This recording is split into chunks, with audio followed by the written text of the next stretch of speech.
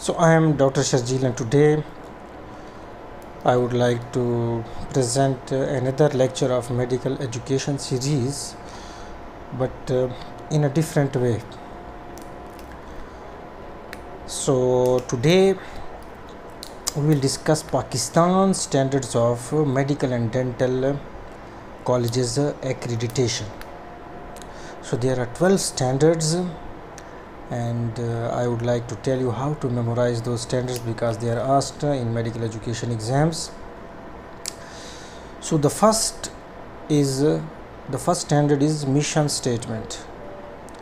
Now mission statement, every medical college have got their mission statement that we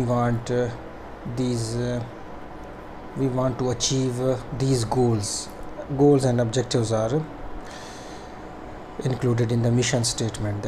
That's the purpose of this medical college. So first mission statement, and then learning outcomes. Learning outcomes means that at the end of graduation, our doctor should be a 5-star, 7-star. He will be medical expert, he will be a scholar, he will have good communication skills. So all these things, these are the learning outcomes. So we should implement the strategies to achieve those learning outcomes. The third step is autonomy, institutional autonomy, academic freedom. There should be no political interference in the matters of medical colleges. So you have to remember these: mission statement, then learning outcomes, then autonomy. Then the 3 standards are about curriculum, curricular organization, that how to organize the curriculum of the college. Then curricular management, there is a curricular management committee who implements the curriculum. So curricular organization, curricular management, and then comes the 2 steps of evaluation. First is the assessment of the students, that how you should do formative and how you should perform summative assessments, and then the assessment of the whole program, evaluation. So program evaluation, because every year you should assess your program and you should find deficiencies and you should improve those deficiencies. So that is called program evaluation. So now we have got standards: number 1 mission statement, number 2 learning outcomes, number 3 autonomy, institutional autonomy. Then we have got 2 for curriculum, curricular organization and curricular management. Then we have got educational content, that what should be our educational content.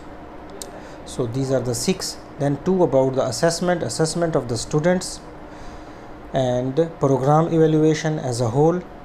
So these become 8. Then the 9th should be the student, like what should be the number of students and how to manage the issues of the students. And then the 10th standard is the teacher, the faculty, how much faculty we require.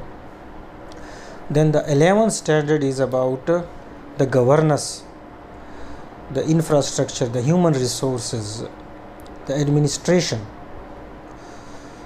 And the 12th standard of Pakistan Medical and Dental Colleges accreditation is research, evaluation and scholarships. So once again, to summarize, standard 1 is mission statement, standard 2 is learning outcomes, standard 3 is institutional autonomy. So you have to memorize these 3, and then there is formula.